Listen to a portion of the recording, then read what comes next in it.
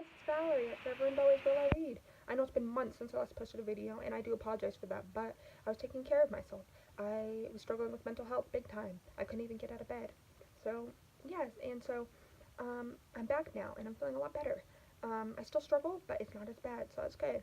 Um, some things I can talk about, some things I won't, just because they're personal, but I'm thinking about doing a video on my depression and anxiety, and how it's affected me and how it affects my booktube, because, or my booktube channel, sorry. And then I'm thinking about doing a self-care video, like 5 things that I do to help me. And the thing is I realized I wasn't doing self-care at all. I wasn't taking care of myself. It's amazing how even just having a cup of tea will just help me so much throughout the day. It's crazy. So I'm thinking about doing that. If y'all want to see that, comment down below. That you'd like to see that. I'll probably still do it anyway, but just so I know people want to see it. And alright, today's video is going to be my May wrap-up and my June TBR. And the first book I read was Everlost. Actually, it's the only book I read because I hadn't read it all since last month. It's Everlost by Neil Shusterman. And my sister gave me this for my birthday, so thank you, Rachel, if you're watching. And yeah, it's amazing. And this book got me out of my reading slump. I couldn't read because I was so depressed, but I picked this up, got me right out of it. Yeah, and it's the first in his trilogy, and it's amazing, and it's just basically about this girl and this guy, and they get in a car crash, and they are taken into Everlost, basically, or flown into Everlost, and, it's crazy. If I say any more, it will kind of spoil it, so I'm not going to. That's just what it says on the back, and I'll put the back up here for you guys, if you would like to read it. And then you guys can just pause the video if I didn't hold it up long enough, and I apologize about that. And this was a 5 out of 5 star read for me. Loved it. Loved it. And I was pissed because you know what?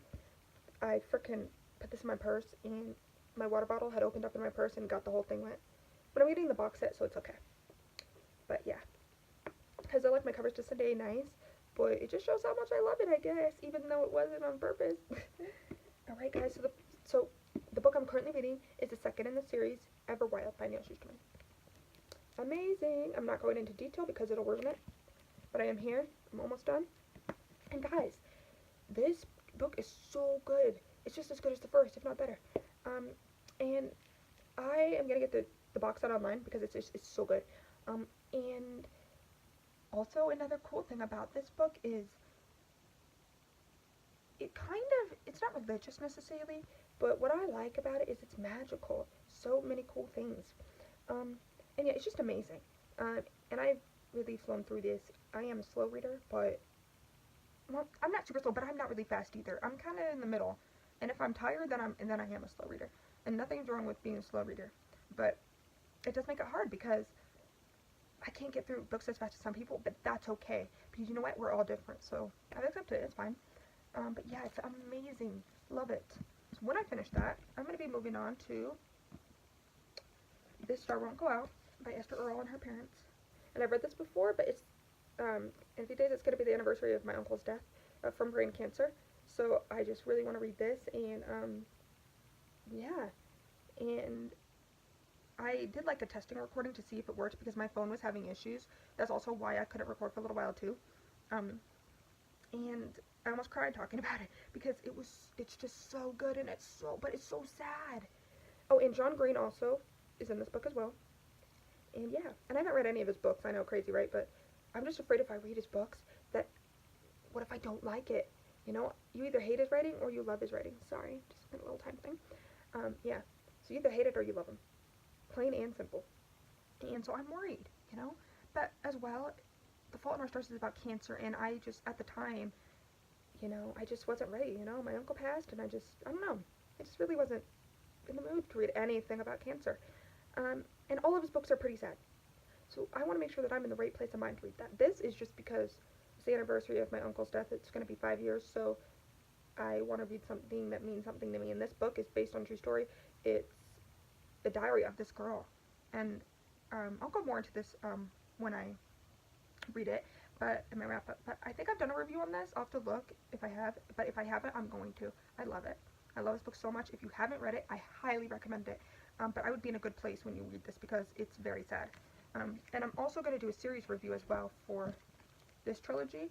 I'm not on the third book yet, because I need to get it, but once I finish that, I'm thinking about doing a series review. Um, if you're all interested, comment down below. If not, and you'd rather me do it individually by each book in the trilogy, let me know. I can do that too. And just know, they're probably going to be spoilers, because it's very hard for me to talk about books and not spoil the whole damn thing. Like, I realize that with reviews, it's just very hard for me, and I could talk very little about it. So I want to be able to go all out. And this is a trilogy that deserves it, in my opinion. So, and then, if I'm feeling okay after I read that, because it's going to make me sad, if I'm feeling like I can handle it, I'll read Meet Her on the Dying Girl by Jesse Andrews. Hey, I could pronounce an author's name. Huh. Isn't that interesting? Because y'all know that I can't usually pronounce authors' names. But anyway, I've had this book for a while, and I put it off because it was about cancer, but I really wanted it, so I bought it. And I was like, I'll read it when I'm ready. And I'm feeling like I'm ready, but I know that the other book might make me sad. So if it does, then I'm going to wait till July to read this, just because I don't want it to trigger my depression or anything like that, and too much sad stuff can do that. So I want to be careful. If this book, don't spoil it for me, but if it's not as sad as I'm thinking it's going to be, comment down below. But yeah, so we will see, because I'm not sure. The next book I have is The Journal of Odo Pellington, a Finnish Immigrant, Hibbing, Minnesota, 1905. And it's cool, it's in diary format. And I'll whiz through this book, unless they use huge words. Oh, and that's another thing with the Everlast trilogy. It's supposed to be young adult, but he uses words like I ain't never seen before, and that, like, I have to look up every, like, 2 seconds, literally. And sometimes it's annoying, but I realized I actually like that. Because you know what? If an author can make you think and wonder what a word means, they've done their job properly, at least to me. I would rather him use words I don't know and me learn more, than him use easy words and not feel like I need to think at all. You feel me? So, yeah, and I also want to be a journalist. So, I wanted to be a school teacher, but now I want to be a journalist. And yeah, I'll talk about more about that in another video. But yeah, so just know you might need a paper and pen to write down for like each chapter the words you don't know and then look them up.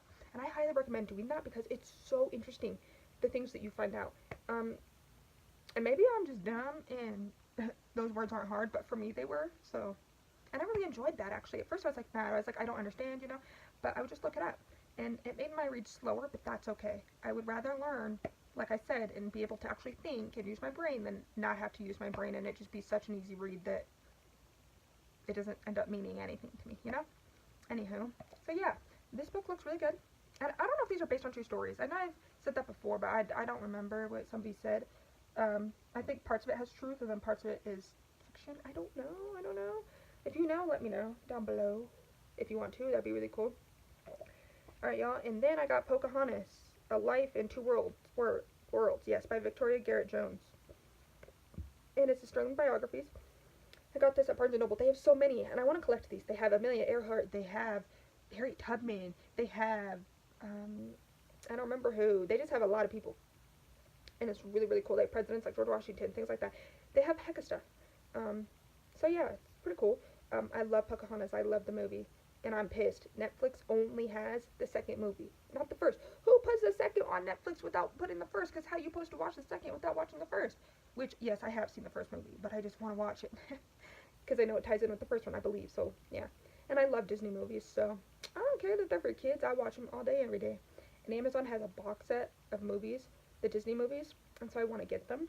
It's really cool. Anyway, yeah. And it's just really cool. It's about her life and the things she went through and did, and, yeah.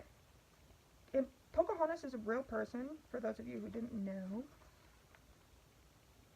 And honestly, to be completely honest, I didn't know she was a real person until I was like a teenager.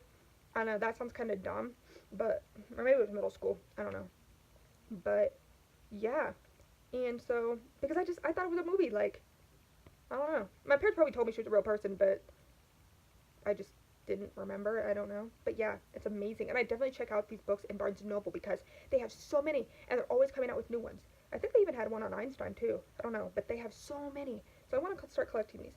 And they feel like they're so buttery. That's probably a weird description, but it's like, I don't know, they're soft. I love it. Alright, the next one is The Gifts of Imperfection, Letting Go of Who You Think You're Supposed to Be and Embrace Who You Are, by Brené Brown, I think? I don't know. Bring it closer. Alright, and I have to read this for therapy. So, well, I don't have to, but my therapist gave it to me and said, you should read this. It will help you. And I was like, okay. I struggle with trying to be perfect and being a failure and low self-esteem and everything. So I think this will be a good read for me.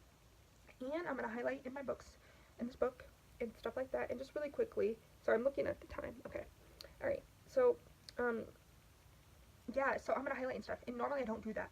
But I'm going to start annotating in my books and things like that and not feeling guilty about it. Here's why. I'm not saying all booktubers, but some booktubers, they just make you feel like it's a bad thing to annotate in your books. And it's not. And I learned that from BookTube. I was young when I started watching BookTube, and I was like, oh, writing in your books is bad. It took it as far as to when I went to college, I almost couldn't annotate because, even though it was a school book, because I liked my books in pristine condition, the outside and the inside. And so now I'm able to let go and just let the outside look nice, but the inside be filled with so much love and notes and things I'm experiencing and enjoying about the book, or circling words I don't know and looking them up, or underlining my favorite quotes, or underlining my favorite things. Just different things like that. Because that's very important to me, and it actually helps you to comprehend more when you're reading, and you get more out of the book when you annotate. But yeah, and I'm sorry, I didn't mean to be negative or anything. I'm just saying that, I did learn that through BookTube that annotating is just, it's not something that you should do. And I know I'm probably going to get a lot of hate for that, but it is true. I've seen it a lot on BookTube. And it's very sad. It's just sad more than anything. I'm not mad. It's just sad. And we need to stop telling people to stop annotating in their books and tell them to annotate and underline and highlight the things that they enjoy. Because that's how I see it. The outside you can keep in pristine condition. The inside, no one's going to see but you. So why not love on it, But that's just me. If you don't like to annotate, I completely understand. But it's something for me that I'm realizing I need to do. When I had to do it in college, I just learned that it was something that helped me comprehend more, helped me understand and remember more. Annotating helps you remember because, and then for tests, like when you go back to read that part of the book, or no, when you go back to study, you don't have to read the whole chapter again. You can just look at your notes that you put in the book or underlined words or just whatever it may be. You can just look back at that. You don't have to read the whole chapter again. So it's very helpful. But also as well in reading, normal books, not school books, It's just something that I want to start doing. Comment down below if you guys annotate and what you guys think about it. Alright, and then I have Crusade for Justice, the autobiography of Ida B. Wells. She was born during the slave times, and it's her journey, and she was a great woman figure. Then she would go to all the lynchings, and she would, I don't know if she's in disguise, I haven't gotten that far yet, and she would write down what she saw, what she heard, and things like that, and all different types of things, and her journey as well, so that she could let people be aware of what's going on in the world and how sad it is, and she wanted to as well write down so that, for history. So I think that's really cool.